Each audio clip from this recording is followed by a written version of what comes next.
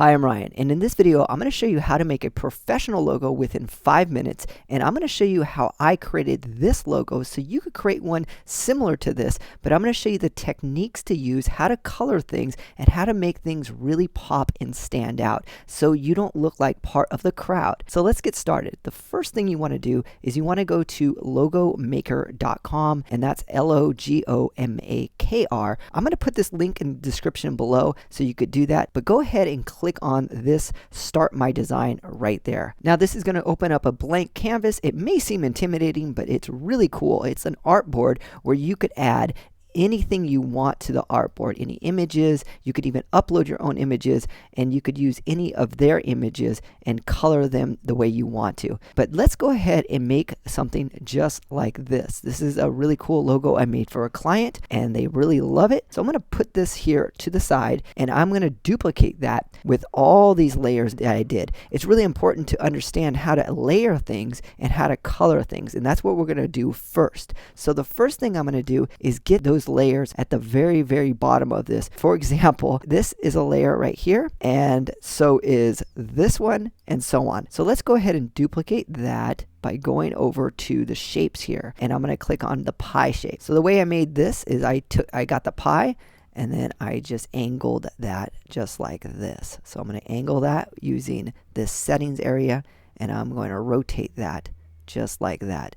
So I'm going to do this pretty quickly, but all you have to do to rotate it is grab this, and to resize it, you just grab the corners. Really simple. So now I have that one layer, but I want to get the right colors. So what I do is I go to coolors.com, COOLORS, and I'm going to put that link in the description below. This is a great place to get color palettes so that your colors blend really nicely and you don't have to go back and forth. So what I do is I go to the top of the search engine here, and I just type in sunset, for example, or whatever theme you're looking for. I like some of these right here. These are really good themes for sunset, so I'm going to use these ones. You don't have to use all the colors, but I'm going to use this one, and this one. So I'm going to click on this. It's going to copy it to my clipboard, and I'm going to go back to the logo, and I'm going to paste it in over here, right there. See what that number is? I'm going to highlight it. I'm going to right click, paste. There you go. Now I'm going to right click this and duplicate this, and now I have two of them. So now I'm going to make this a little smaller, put this up here just like that, go back to that site and click on the next one. It's going to copy it to the clipboard, and I'm going to paste that in the same area. I'm going to duplicate it again. There you go. And I'm going to go back to this, and I'm going to grab that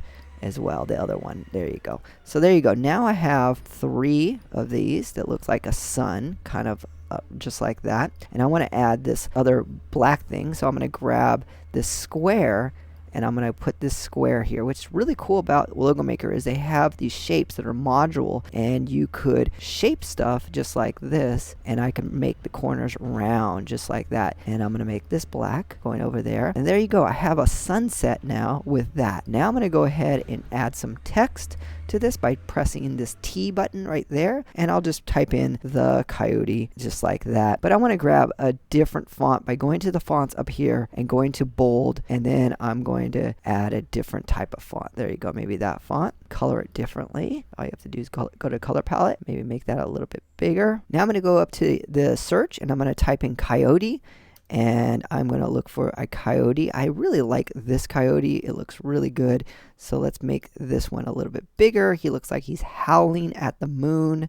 If you want, you could find another moon to put there, but I like that, and I like the way it looks. And the next thing I want to do is I want to look for a cactus. So I'm going to go ahead and look and search for a cactus. Maybe I'll get this one instead, resize it, and I'll put it right here. There you go. Maybe a little smaller. There you go. That looks pretty good. Okay, so the next thing I want to do is get a sub headline right there, and I'll go to the T again over here on the corner, and let's just type in something. All right, Desert Adventures, and I'm going to make that black, and maybe I want a different font, like a thinner font, so maybe I'm going to go to thin fonts. There you go. That looks pretty good. I could even change it to whatever font I want, like that. That looks pretty good, actually. There you go. And let's say I want this spaced out a little bit differently, so I'll go to Styles, and I could do my letter spacing a little differently. There you go. That looks kind of cool. So there you go. There is a logo. I'm going to delete all of this right now. I'm going to highlight all this, And if you want to center this, all you have to do is click, hold, and drag. And then there's a styles button. You're going to find the styles button like right here, and then click on align horizontally, and everything will align horizontally. The only problem with that one is it aligned this too, so I'm going to drag it back, but it aligned everything, and everything is now aligned like a professional. There you go. So the next thing I want to do is crop it at the bottom right here, crop, and I'm going to go like this. Adding a little space on the sides is always good. There you go. And then I'm going to click apply, so it cropped it perfectly. Now I'm going to save my logo. So I'm going to go up on the top right and click that little floppy disk, and it's going to show you what it's going to look like on t-shirts, banners, business cards, and so on. And if you're going to get the high resolution, which I highly recommend you getting, click on this link right here, and it's going to give you vector files for printing, JPEG files, and I think there's a small fee for that, but it's well worth it if you're going to use it on anything that's print and on your website and stuff.